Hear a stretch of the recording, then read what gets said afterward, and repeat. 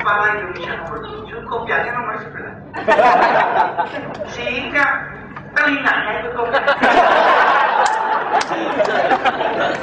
Nah, ini secara sistem. Saya akan uraikan secara sepintas saja bahwa sistem ini sekarang ini sedang lebih dari keperluan. Nah, lebihnya ini menjadi problem untuk Indonesia dan menjadi waste of spirit and time bagi seluruh citizen.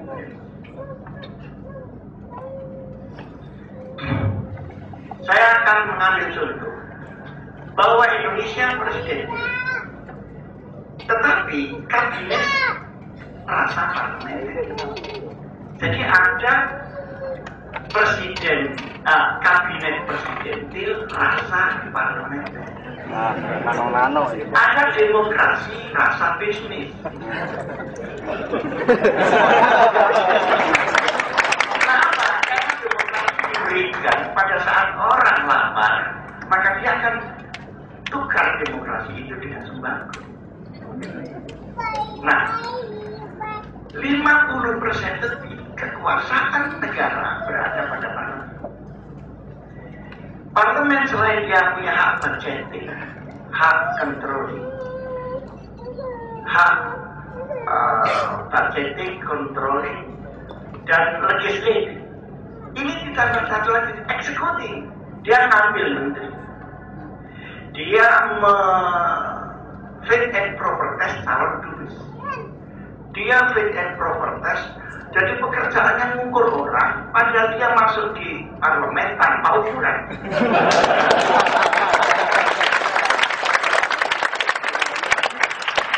Tidak ada standarisasi orang masuk di sini. Tahu-tahu dia mengukur. Jadi seperti penjahit, mengukur tapi nggak pakai meteran. Jadi cuma hilanginnya itu.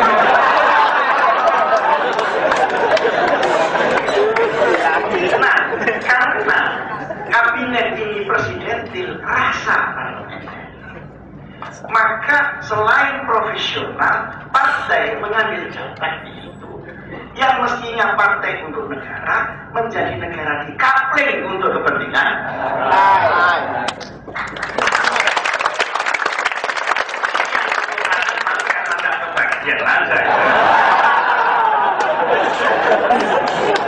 Jadi kita lebih mundur dari Abraham Lincoln. Waktu Abraham Lincoln yang ratusan tahun yang lalu, my loyalty, my party ends when my loyalty to my country begins. Sekarang tidak ada pengkaplingan kekuasaan negara dalam perempuan. Nah, hubungan antara legislatif dan eksekutif itu juga tidak sehat. Legislatif sendiri, tapi dia mengambil eksekutif. Tapi kalau eksekutif dipanggil, itu dimarahi terus oleh DPR yang tidak pakai ukuran kita. Dan sering usul belum dijawab sudah pulang. Nah, sistem ini masih terputus dengan sistem antara pusat dan itu otonomi. Karena masing-masing stelsel ini dipilih oleh raja, maka masing-masing menjadi raja sendiri-sendiri. Sehingga keputusan-keputusan menteri dengan gampang dimodulir oleh bupati-bupati setempat berdasarkan peraturan daerah. Jadi tidak ada Indonesian Incorporation, tidak ada integrated Indonesia.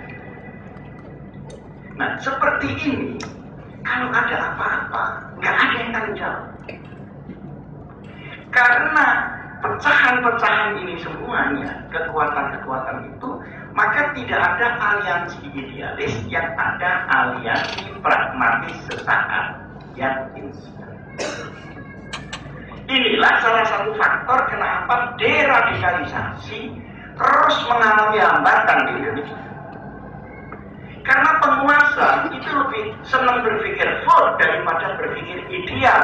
Bagaimana Pancasila, bagaimana Undang-Undang Dasar, dan bagaimana kebangsaan. Mestinya aliansi itu strategis menjadi aliansi pragmatis. Nah, ada penyakit baru yang timbul daripada sistem yang acak ini adalah sistem leadership yang mengambang, karena tanpa itu dia tidak bisa mengumpulkan semua kekuatan. Akhirnya politik pencitraan lebih dikedenakan daripada politik jasa dan politik amal. Kalau zaman dulu, orang berjuang dulu baru jadi bupati, masuk penjara dulu baru masuk istana, belakang ini jadi bupati dulu baru masuk istana. Masalahnya karena apa? Karena tidak ada fighting spirit ketika jadi. Yang ada adalah pragmatisme daripada gerakan ini. Ini melahirkan leadership seperti itu dalam keadaan Indonesia yang miskin. Nah, dalam keadaan grassroots yang miskin, dia tidak bisa menjangkau masalah demokratisasi yang terlalu tinggi, karena yang diperlukan hari itu sembako, bukan idealis. Maka siapapun yang dapat membagi sembako, dia lebih berpeluang dari bupati daripada yang lain. Ini yang saya sebut demokratisasi yang semula ideal menjadi industri demokrasi. Nah, sekarang saudara-saudara mau balik dari sini ke Indonesia, mau bangun Indonesia dalam keadaan sistem, leadership, dan kondisi masyarakat seperti yang saya katakan tadi. Sekarang dalil-dalil itu sudah jarang didengar orang. Oleh karena mau balik tergeser oleh artis. Ariel ini lebih terkenal.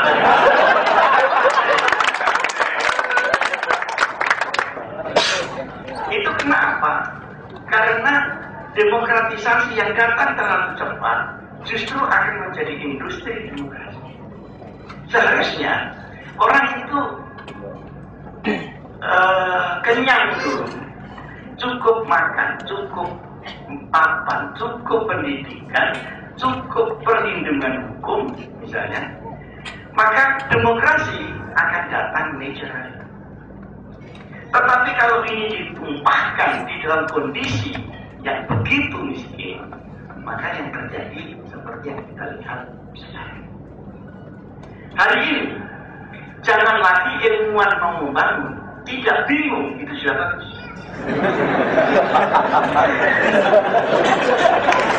Ini Bapak dan Dinas bisa menyaksikan. Insya Allah di Indonesia itu sekolah yang bagus harganya mahal, yang tidak bagus ingin mahal. Orang tua membanting tulang untuk membiayai, tapi kalau keluar, insya Allah mereka menganggur secara berjamaah. Nah, banyak anak-anak kita di luar negeri tidak mau pulang, tapi hikmahnya ada, lalu jadi dokter Jakarta tidak pulang-pulang. Nah, disebabkan karena ini gelap. Oleh karenanya, kalau Anda mau pulang, tidak boleh hanya berpikir bagaimana saya datang sebagai ilmuwan. Anda harus datang ke Indonesia sebagai pejuang, bukan hanya sebagai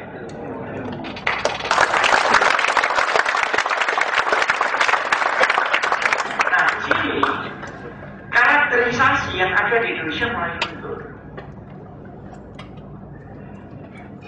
Ini membuka peluang untuk adanya transnasional ke Indonesia daripada ekspor pikiran Indonesia ke seluruh dunia.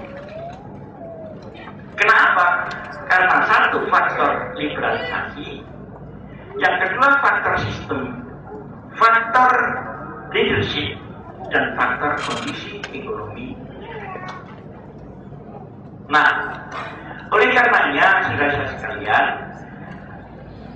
tidak semua apa yang Anda tahu harus Anda katakan.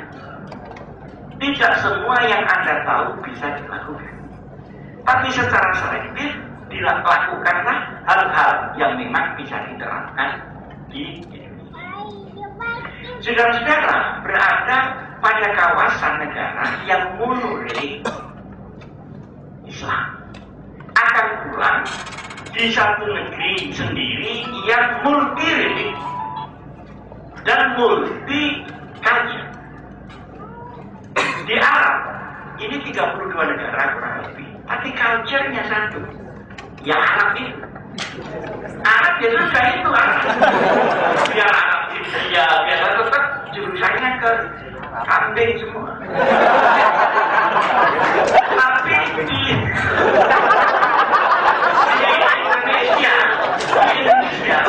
itu satu negara dengan lebih 200 subculture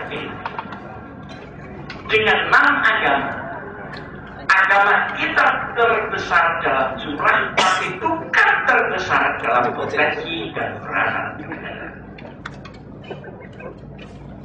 Nah, Anda akan masuk daerah yang seperti itu, membawa ilmu masuk, maka harus dituangkan dalam botol sistem. Saya baru diskusi cukup panjang dengan para ulama di Syria. Setelah diskusi panjang tempatnya di Jakarta, mereka menjadi mengerti bahwa untuk memasukkan syariat, nilai dan agama di Indonesia tidak bisa tekstualis, harus dimniya, harus substansial inklusif, bukan tekstual eksklusif. Misalnya membuat undang-undang anti korupsi, tidak usah disebut undang-undang Islam anti korupsi, karena anti korupsi itu sudah Islam. Dunia seperti ini perlu difikirkan. Jadi diperlukan ilmu-ilmu tekstual ditransformasikan. Kalau tidak, seperti yang dipakai oleh transnasional, justru akan membuat friksi-friksi yang ada di Indonesia. Terima kasih. Assalamualaikum warahmatullahi wabarakatuh.